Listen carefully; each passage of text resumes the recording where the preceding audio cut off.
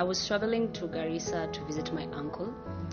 I was seated in front of the shuttle. The road was very rough, which made the car to move sideways, which made me very nausea at that time. So I just decided to listen to music. Either way, along the way I heard stories about a certain death sharp corner. So finally I had to see it for myself. Far ahead, there was an old rusty fallen streetlight lying on the road. So I was caught up in my thoughts, deep in my mellow music. Then all of a sudden, a certain emotional thrill just paralyzed my entire body, because the driver immediately just stopped and stepped on the brakes.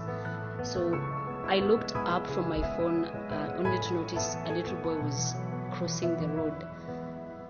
All of a sudden, blood was just everywhere on the wheel shades and also on the road. So I just noticed the lifeless body of that little boy laying there. My heart was racing very fast, and I was deafened by my heartbeat at that point, and also for the chaos that came from the back, the people who were actually injured. So some of them were requesting for refund, others were asking for medical attention. But as the quarreling continued, I was one of the passengers. There was a lot of quarreling and shouting, so I had to alight from the car. As I did so, I almost fell into a pit. It was too dark. I was actually wondering why there were no barriers.